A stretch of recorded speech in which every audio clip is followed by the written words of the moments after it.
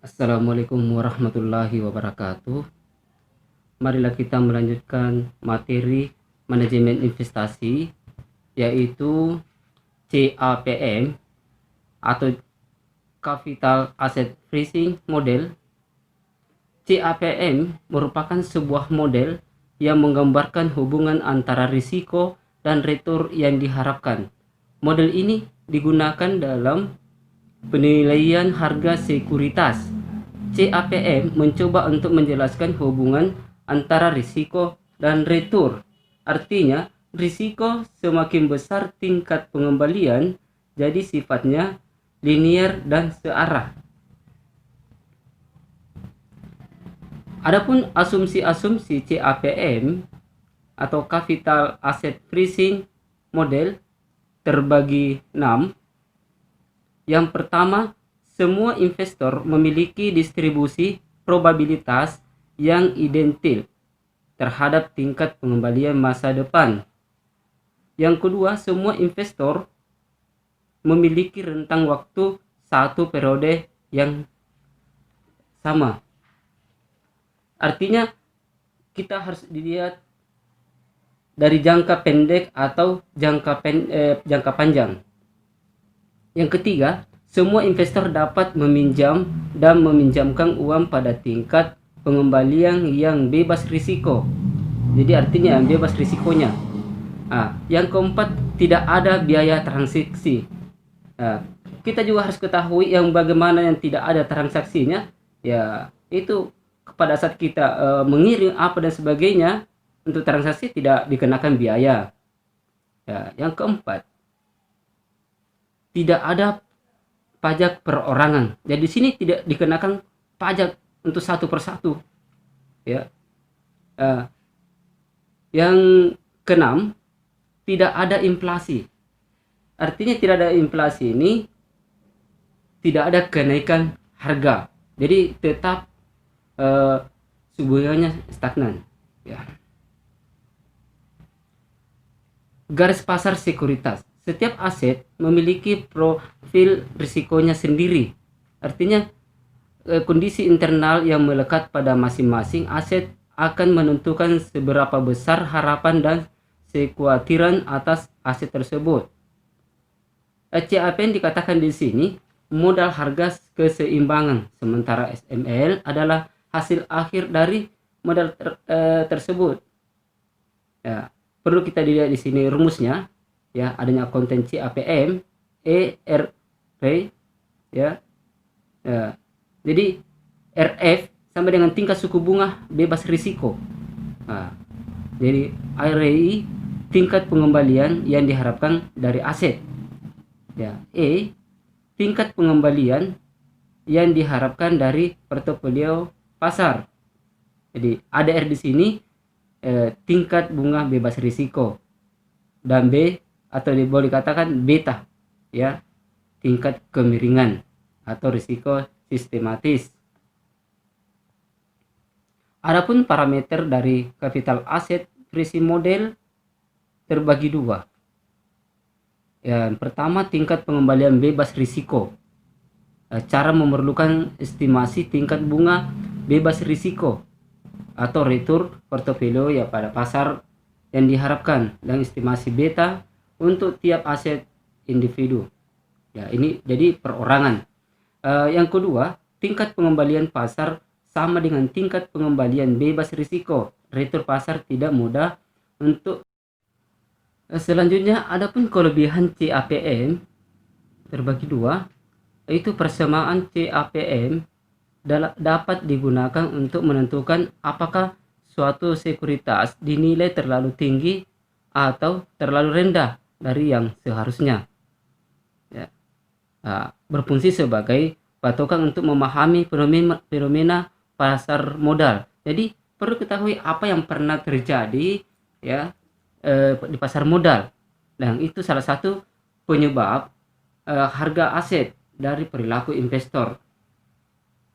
Yang kedua, persamaan CAPM memungkinkan kita untuk dapat menghitung secara objektif tingkat diskonto yang tepat untuk sekuritas individu berdasarkan asumsi tingkat diskonto pasar beta sekuritas individu, ya, dalam kaitannya dengan pasar.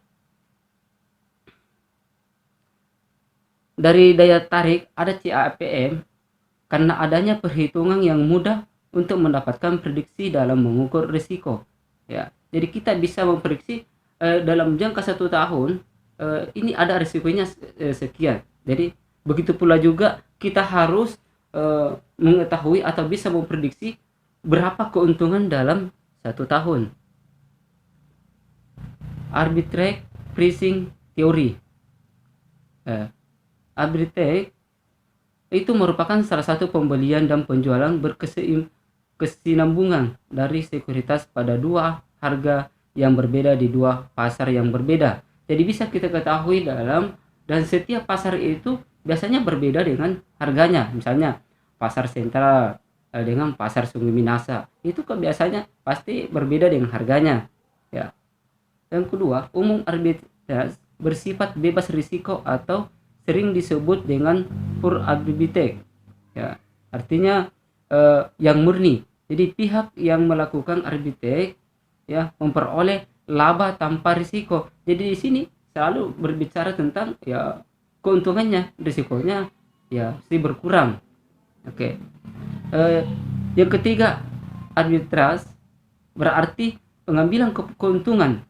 Jadi mengambil keuntungan dengan memanfaatkan berbeda harga dan aset atau sekuritas yang sama. Ya. Jadi arbitrage pricing teori memiliki dua keunggulan. Jadi kita bisa melihat ada di sekalian adanya keuntungan. RET berasumsi berkenaan dengan tingkat kesukaan investasi terhadap risiko dan return. Ya. Artinya menggunakan asumsi yang tidak terlalu ketat terhadap utilitasi investasi. Ya, yang kedua, pendukung RET berpendapat bahwa dapat disangkal atau diverifikasi secara empiris. Ya, jadi di sini diverifikasi secara empiris kita harus mengetahui, ya, mengecek atau kita harus melihat benar atau salah. Ya. Ada konsep dasar APT pertama kali dikembangkan oleh Stephen. Ini menurut Stephen dari tahun 1976. Sebenarnya harus memiliki kesimpulan yang identik dengan CAPM. Misalnya, ada anggapan bahwa ada hubungan linear antara risiko dan return. Jadi memang harus berhubungan antara risiko dan return. Itu tidak boleh dipisahkan. Adapun konsep APT adalah sebagai berikut. Jika seorang investor dapat memperoleh return masa depan positif dan dengan biaya investor 0, maka investor tersebut memiliki peluang arbitrage. Ya. Adapun konsep dasar arbitrage dibuat berdasarkan prinsip dasar, ya. APT menyatakan bahwa keseimbangan harga pasar akan menyesuaikan untuk menghilangkan keluar arbitrage, ya, yang menunjukkan situasi di mana portofolio investasi 0, ya, berarti bebas dari risikonya. Adapun asumsi yang juga dijumpai oleh asumsi CAPM, ya, ada 4. Yang pertama, investor memiliki kepercayaan yang sama atau homogen. Jadi kita harus memiliki kepercayaan yang sama. Yang kedua, investor memiliki ciri memaksimalkan utilitas, menghindar risiko. Jadi kita selalu menghindari namanya risiko, ya. Yang ketiga, pasarnya adalah sempurna, pasar yang sempurna. Jadi bagaimana ya katakan pasar sempurna, ya. Adapun return yang diperoleh dari model faktor. Jadi di sini ada beberapa faktor karena adanya model, ya. Jadi suatu model faktor didasarkan pada pandangan pada banyak faktor risiko yang dijadikan dasar yang mempengaruhi return, ya, harapan yang return sebenarnya, ya. Ketiga, sifat maksud, ya. Ada sifat di sini. Kalau kita melihat sifat, ada ketiga, kita harus pahami adik-adik sekalian, setiap faktor risiko harus memiliki pengaruh penyebab dan retur sekuritas. Jadi kita memang ada banyak risiko, kita harus mengetahui apa penyebabnya sehingga muncul namanya risiko, ya. Begitu pula juga adanya penyebab adanya retur. Kenapa ada pengambilan barang seperti ini? Nah, yang kedua, faktor-faktor risiko harus mempengaruhi retur harapan. Ya, artinya mereka masih harus memiliki harga bukan nol, ya. Harus ditetapkan secara empiris. Nah, yang ketiga, pada setiap awal periode, faktor-faktor risiko harus tidak dapat diprediksi terhadap keseluruhan pasar. Jadi kita tidak bisa memprediksi dalam suatu pasar berapa sih harga itu, ya. Nah, CAPM dan Arbitrage Pricing Theory. Nah, di sini kita harus melihat kelemahan. Kalau kita melihat dengan CAPM, ya, hanya menggunakan faktor tunggal dalam menentukan retur suatu portofolio, artinya beta portofolio. Untuk mengatasi kelemahan dan CAPM, modal baru dikembangkan, ya. Jadi misalnya ada modal baru ini, kita bagaimana caranya untuk mengembangkan ini, ya, untuk didasarkan pada teori penilaian arbitrage. Nah, seperti CAPM atau APT berasumsi adanya hubungan antar risiko dan retur. Jadi memang harus ada hubungannya, ya, apa risikonya sehingga dia muncul retur adanya barang pengembalian. Kita harus melihat dengan manfaatnya. Mengapa ada manfaatnya di sini APT? Ya, perlu kita ketahui bahwa mengidentifikasi karena adanya faktor-faktor makro, ya, ekonomi secukupnya, ya. Maksudnya faktor-faktor penyebab yang besar, ya, mengukur imbal hasil yang diharapkan dari masing-masing faktor, ya. Artinya mengukur kepekaan masing-masing saham terhadap faktor tersebut.